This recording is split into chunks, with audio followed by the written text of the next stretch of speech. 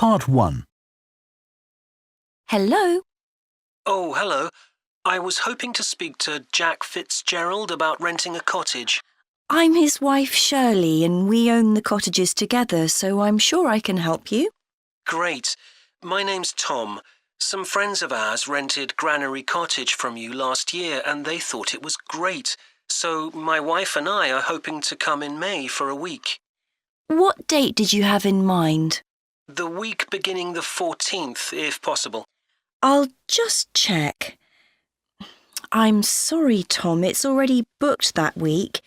It's free the week beginning the 28th, though, for 7 nights. In fact, that's the only time you could have it in May. Oh, well, we could manage that, I think. We'd just need to change a couple of things. How much would it cost? That's the beginning of high season, so it'd be £550 for the week. Ah, that's a bit more than we wanted to pay, I'm afraid. We've budgeted up to £500 for accommodation. Well, we've just finished converting another building into a cottage, which we're calling Cherville Cottage. Sorry, what was that again? Cherville. C-H-E-R-V for Victor, I-L. Oh, that's a herb, isn't it? That's right. It grows fairly wild around here. You could have that for the week you want for £480.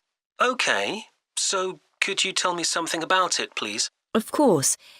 The building was built as a garage. It's a little smaller than Granary Cottage. So that must sleep 2 people as well. That's right. There's a double bedroom. Does it have a garden? Yes, you get to it from the living room through French doors, and we provide 2 deck chairs. We hope to build a patio in the near future, but I wouldn't like to guarantee it'll be finished by May. OK. The front door opens onto the old farmyard, and parking isn't a problem. There's plenty of room at the front for that. There are some trees and potted plants there. What about facilities in the cottage? It has standard things like a cooker and fridge, I presume. In the kitchen area, there's a fridge freezer, and we've just put in an electric cooker. Is there a washing machine? Yes. There's also a TV in the living room, which plays DVDs too. The bathroom is too small for a bath, so there's a shower instead. I think a lot of people prefer that nowadays anyway. It's more environmentally friendly, isn't it? Unless you spend half the day in it. Exactly. What about heating? It sometimes gets quite cool at that time of year. There's central heating, and if you want to light a fire, there's a stove. We can provide all the wood you need for it. It smells so much nicer than coal, and it makes the room very cosy. We've got one in our own house. That sounds very pleasant. Perhaps we should come in the winter to make the most of it. Yes, we find we don't want to go out when we've got the fire burning. There are some attractive views from the cottage which I haven't mentioned. There's a famous stone bridge. It's one of the oldest in the region, and you can see it from the living room. It isn't far away. The bedroom window looks in the opposite direction and has a lovely view of the hills and the monument at the top. Well, that all sounds perfect. I'd like to book it, please. Would you want a deposit? Yes, we ask for 30% to secure your booking, so that'll be £144. And when would you like the rest of the money? You're coming in May, so the last day of March, please. Fine. Excellent. Could I just take your details so that I can... Part 2. Right, next on the agenda we have traffic and highways. Councillor Thornton. Thank you. Well, we now have the results of the survey carried out last month about traffic and road transport in the town. People were generally satisfied with the state of the roads. There were 1 or 2 complaints about potholes, which will be addressed, but a significant number of people complained about the increasing number of heavy vehicles using our local roads to avoid traffic elsewhere. We'd expected more complaints by commuters about the reduction in the train service, but it doesn't seem to have affected people too much.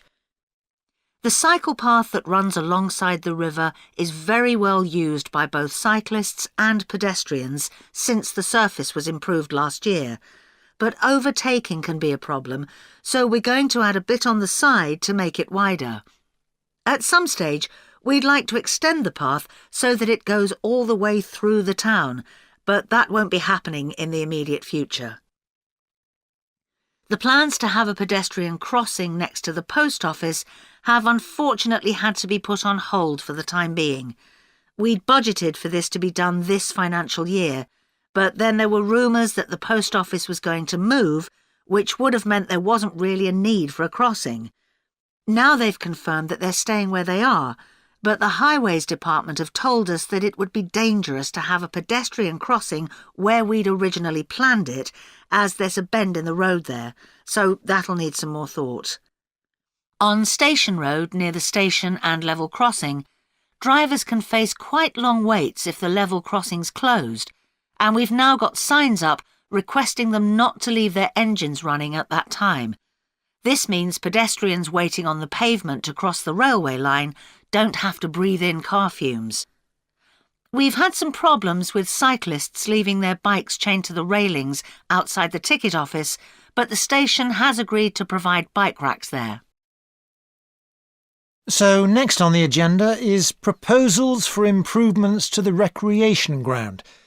Councillor Thornton again.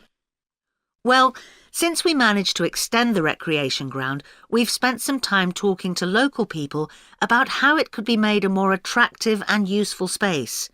If you have a look at the map up on the screen, you can see the river up in the north and the community hall near the entrance from the road. At present, cars can park between the community hall and that line of trees to the east, but this is quite dangerous for pedestrians, so we're suggesting a new car park on the opposite side of the community hall, right next to it.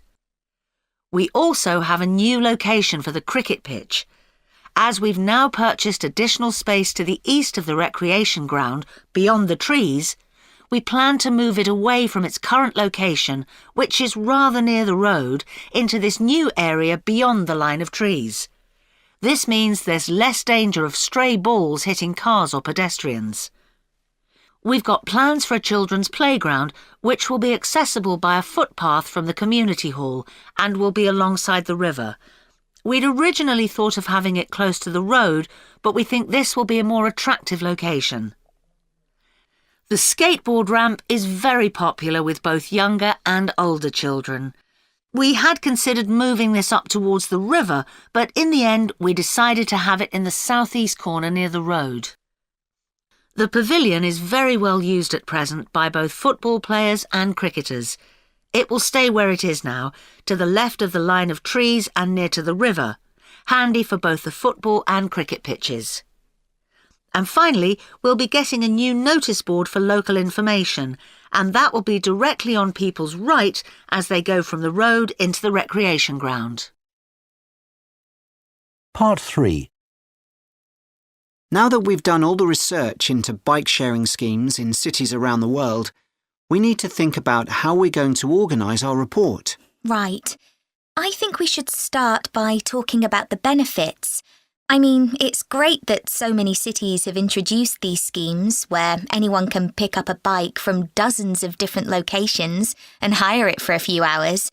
It makes riding a bike very convenient for people. Yes, but the costs can add up, and that puts people on low incomes off in some places. I suppose so. But if it means more people in general are cycling rather than driving, then because they're increasing the amount of physical activity they do, it's good for their health. OK, but isn't that of less importance? I mean, doesn't the impact of reduced emissions on air pollution have a more significant effect on people's health? Certainly in some cities, bike sharing has made a big contribution to that, and also helped to cut the number of cars on the road significantly. Which is the main point. Exactly. But I'd say it's had less of an impact on noise pollution because there are still loads of buses and lorries around. Right.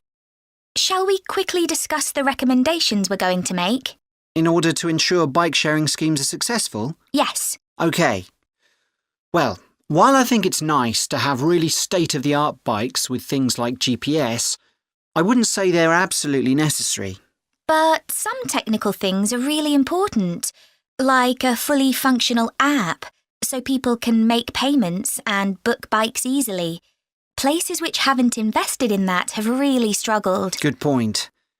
Some people say there shouldn't be competing companies offering separate bike-sharing schemes, but in some really big cities, competition's beneficial. And anyway, one company might not be able to manage the whole thing. Right. Deciding how much to invest is a big question. Cities which have opened loads of new bike lanes at the same time as introducing bike-sharing schemes have generally been more successful. But there are examples of successful schemes where this hasn't happened. What does matter, though, is having a big publicity campaign. Definitely. If people don't know how to use the scheme or don't understand its benefits, they won't use it. People need a lot of persuasion to stop using their cars.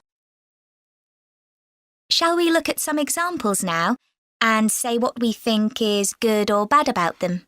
I suppose we should start with Amsterdam, as this was one of the first cities to have a bike-sharing scheme. Yes, there was already a strong culture of cycling here. In a way, it's strange that there was such a demand for bike sharing, because you'd have thought most people would have used their own bikes. And yet it's one of the best-used schemes. Dublin's an interesting example of a success story. It must be because the public transport system's quite limited. Not really. There's no underground, but there are trams and a good bus network. I'd say price has a lot to do with it. It's one of the cheapest schemes in Europe to join. But the buses are really slow. Anyway, the weather certainly can't be a factor. No, definitely not. The London scheme's been quite successful. Yes, it's been a really good thing for the city. The bikes are popular and the whole system is well maintained, but it isn't expanding quickly enough. Basically, not enough's been spent on increasing the number of cycle lanes.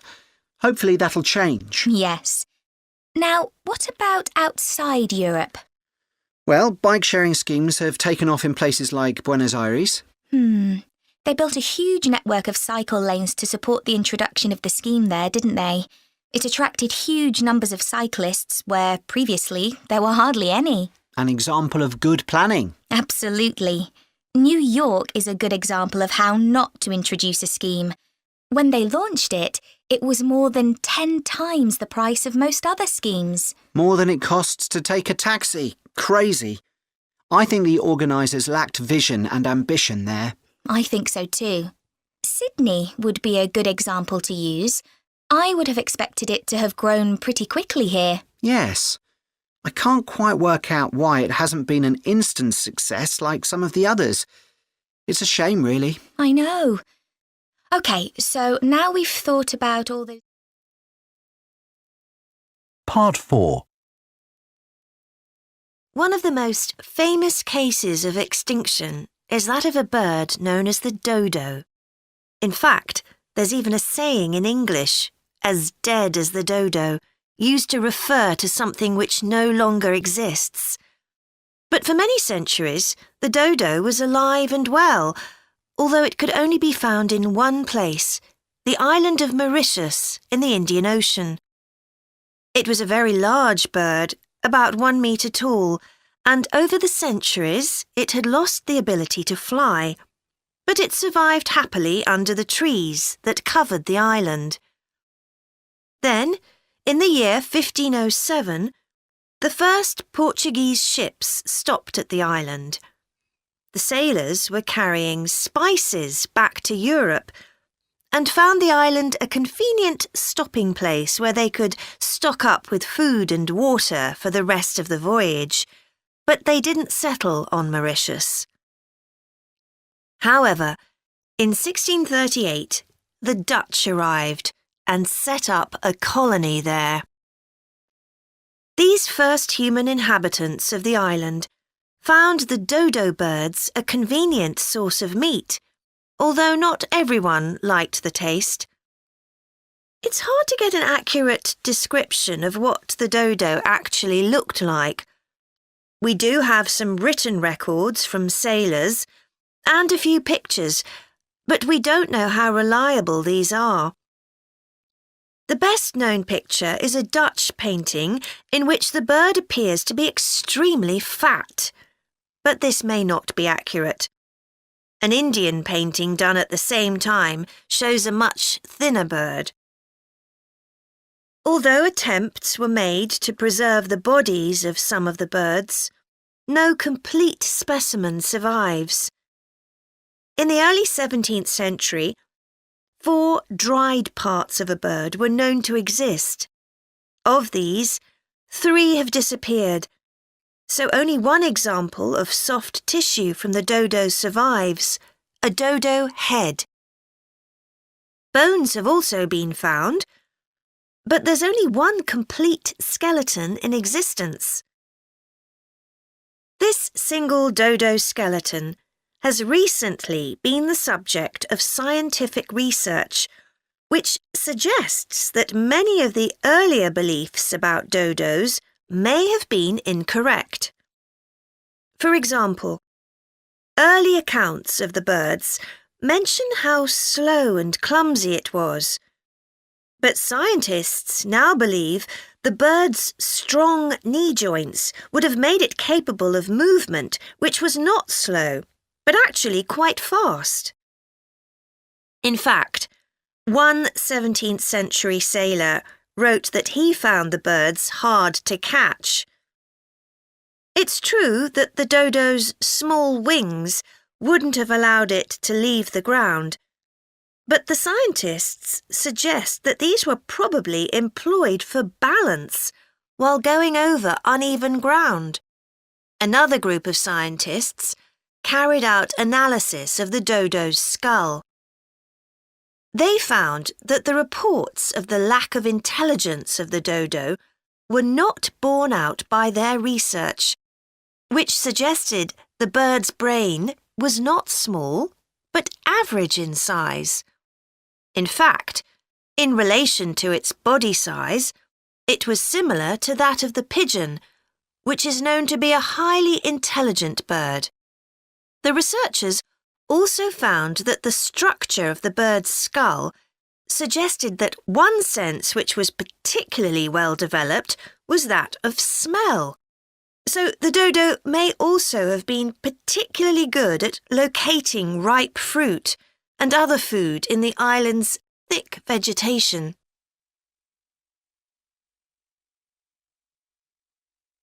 So it looks as if the dodo was better able to survive and defend itself than was originally believed.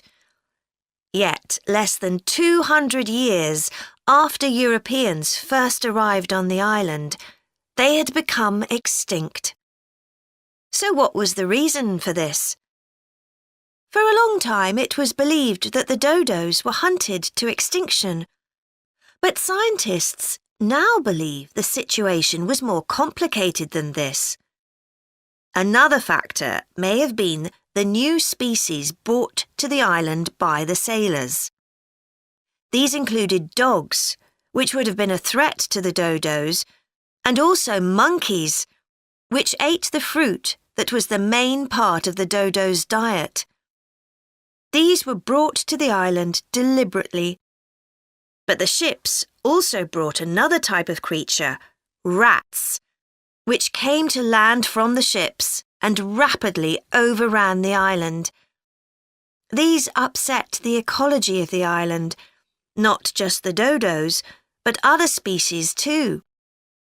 However, they were a particular danger to the dodos because they consumed their eggs. And since each dodo only laid one at a time, this probably had a devastating effect on populations.